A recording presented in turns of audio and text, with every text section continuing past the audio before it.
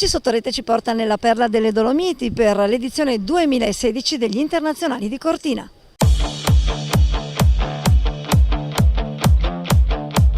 Si tinge di verde oro proprio nei giorni dei Giochi Olimpici di Rio la terza edizione dell'ATP Challenger Cortina, che ha incoronato il 28enne brasiliano João Sousa, re della Perla delle Dolomiti, dopo una combattutissima finale disputata contro il 21enne serbo Laszlo Djere. 6-4-7-6 in 1 ora e 49 minuti lo score del match, che ha regalato alla racchetta carioca l'ottavo titolo Challenger in carriera, il primo lontano dal Sud America, ma soprattutto il primo dopo quasi 3 anni di astinenza. E la paura di tornare a vincere si è fatta sentire più volte in finale. Nel primo set, che sembrava in controllo, Sousa è riuscito a complicarsi la vita fino al break risolutivo sul 4-4 e nella seconda partita, avanti 4-1 e servizio, ha concesso al suo avversario l'opportunità di rientrare in partita con 4 giochi consecutivi e allungare la sfida fino al tiebreak decisivo.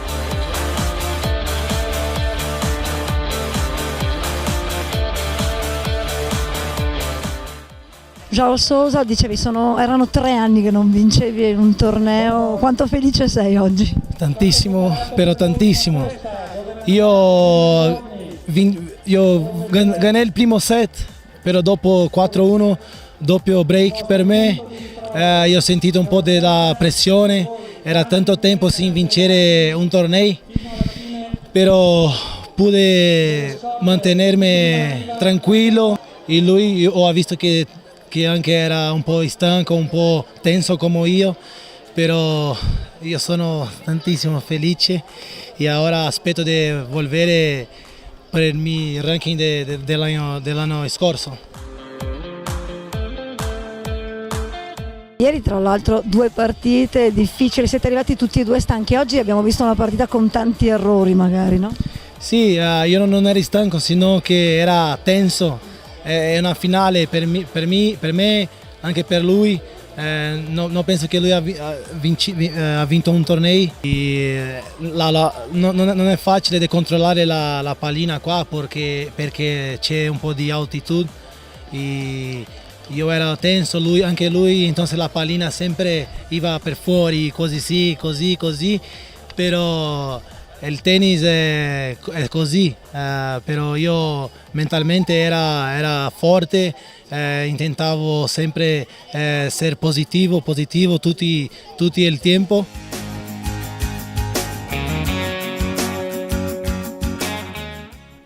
Giocare e vincere in una cornice come quella del Country Club Cortina è impareggiabile, ma per João Sousa, fino a un anno fa tra i top 100, il sogno era la sfida a 5 cerchi. Io adesso non sono tanto felice perché per la Olimpiade in Brasile io abito 10 minuti del campi di tennis in Rio, però io ho compensato non giocare la Olimpiade. Però ho conquistato il torneo dopo 2 anni e mezzo. Ovvio che sono felice, però mia volontà era giocare per il Brasile in Rio.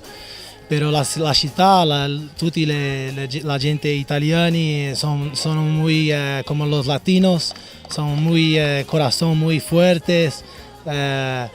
Mi sentì come se estuviera in mia casa. Hanno fatto spesso il tifo per te questa settimana, no? Ti hanno sostenuto? Sì, io sentì che la maggioria della gente inciava per me.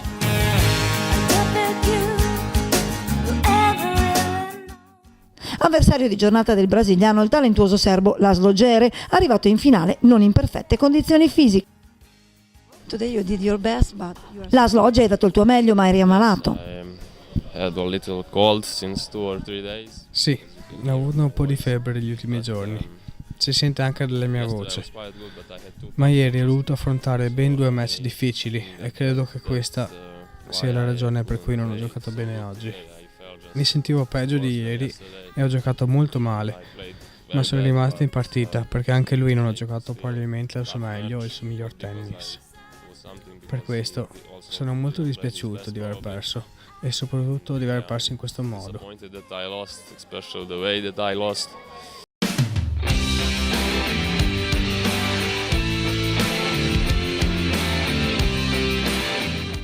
Siamo con il direttore del torneo, Andrea Mantegazza. Si diceva forse in questa edizione un tabellone insomma veramente incredibile, il più importante di quelli che abbiamo visto finora a Cortina.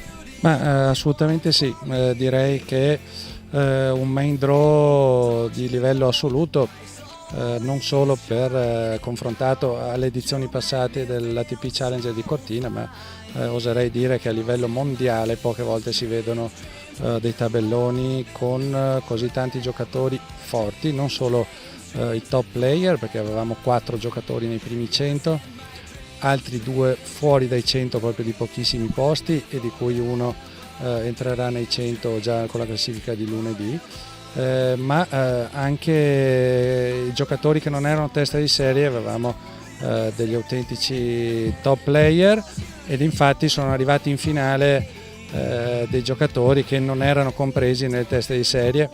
Sorpresa relativa perché, ripeto, il livello era talmente alto e quindi poteva arrivare in finale davvero chiunque, ogni giocatore iscritto al tabellone.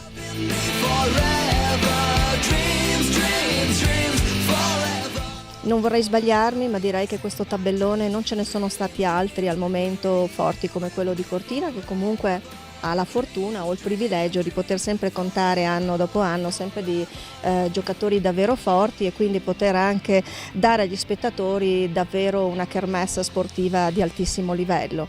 Di questo ne siamo contenti. Grande tennis e grande allestimento, quello dell'ATP Challenger Cortina, capace ogni anno di proporre ambientazioni ed idee in grado di rendere questo evento unico.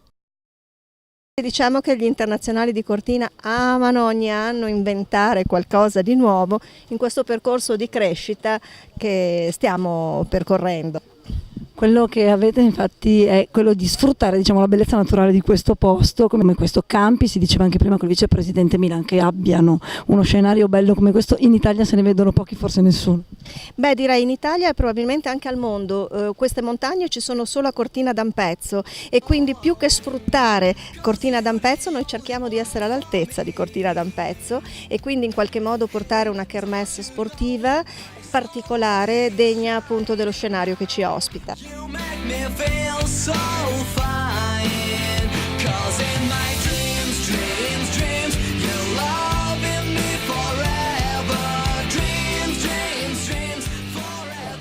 Siamo con il vicepresidente federale Gianni Milan a Cortina, una presenza ormai irrinunciabile la sua. Beh, la perla delle Dolomiti, montagne bellissime, è un posto che come Veneto sono orgoglioso di venire sempre in vacanza. Oltre a venire in vacanza lei assiste anche a del Grand Tennis, è stata una settimana intensa questa. Sì, il torneo ha avuto un tasso tecnico molto alto, e poi questo è il terzo anno che lo fanno, un'organizzazione che sta crescendo molto, alcuni dettagli che stanno sempre più mettendo a posto, quindi sta diventando una bellissima tappa del Tour dei Challenger italiani in un contesto spettacolare e quindi penso che anche i giocatori qua vengano molto volentieri. Particolarità di questo torneo è che si gioca veramente ai piedi delle Dolomiti, cioè lo spettacolo che si vede qui si vede in pochi altri club. Sì, penso che questo sia uno dei posti più belli al mondo, a parte diciamo come montagne ma anche come torneo. Kitzbühel è un altro bellissimo torneo dove c'è un 2,50, Cortina per ora è un challenger, magari in un prossimo futuro perché chissà, sognare qualcosa di importante, di molto grosso. E il fascino e l'organizzazione di questo posto ci sono insomma per poter crescere. Sì, per poter crescere è chiaro che qua si ha bisogno anche di una struttura di un certo tipo perché diciamo per fare tornei di un altro stampo ci vogliono strutture molto più importanti. Ma io penso che Cortina sta vivendo in questo momento un momento bellissimo dal punto di vista sportivo, nel 2021 ospiterà i mondiali e penso che questa organizzazione dei mondiali darà veramente qualcosa di importante anche per tutti gli altri sport. Intanto a far fare al tennis ampezzano un primo e importante salto in avanti ci sta già pensando proprio il Country Club Cortina che grazie al lavoro dei maestri e della dirigenza sta facendo crescere di anno in anno la sua scuola tennis, oggi in grado di competere ai vertici regionali. Siamo non soddisfatti, soddisfattissimi. Abbiamo iscritto ben 16 squadre ai vari campionati, Quest'anno per la prima volta abbiamo partecipato al campionato di Serie C maschile, che per un circolo come il nostro, giovane sotto molti punti di vista, è già un traguardo, ma soprattutto sono molto contento per il lavoro svolto con i giovani. Abbiamo qualificato ben 2 squadre alle Final Four regionali, l'Under 12 maschile e l'Under 14 maschile, un risultato strepitoso, ripeto, solo dopo 3 anni di lavoro. Complimenti allo staff, ai maestri che hanno lavorato tutto l'anno, al maestro Lucia in particolar modo. Però anche qui non ci accontentiamo, abbiamo tantissimi bambini piccoli e stiamo lavorando bene, anche nei prossimi anni contiamo di far bene. Anche perché voi comunque gli date l'opportunità di vedere del tennis vero, no? Perché spesso i ragazzini si allenano, si confrontano con in pari età, difficilmente vedono quello che poi è il tennis professionistico. Voi gli date un'opportunità importante. Sì, anche 3 anni fa, quando partimmo con il progetto Challenger ATP, uno degli obiettivi era proprio questo: far vedere il tennis vero, far crescere il movimento, incominciare a fare cultura sportiva, cultura tennistica e iniziare a creare piano piano quella tradizione che poi serve a far crescere i giovani. E la parola crescita è proprio la parola perfetta per il Country Club Cortina e per il suo Challenger, che di anno in anno diventa sempre più grande e sempre più importante nei numeri come nei risultati, come dimostra il balzo in avanti compiuto negli ultimi tempi dai vincitori delle prime 2 edizioni del torneo. Tra l'altro proprio in questi giorni si stanno svolgendo le Olimpiadi. Il vincitore 2015, un anno fa, vinceva qui Paolo Lorenzi, oggi a Rio, insomma, portate anche bene. Beh, direi che insomma a partire anche dal 2014 con Viktor Troicki il torneo di Cortina porta bene, dobbiamo dirlo, perché no? Porta davvero bene ai giocatori. E allora insomma i giocatori che ci guardano che vengano a provare questi campi. Certo, l'invito è sempre aperto.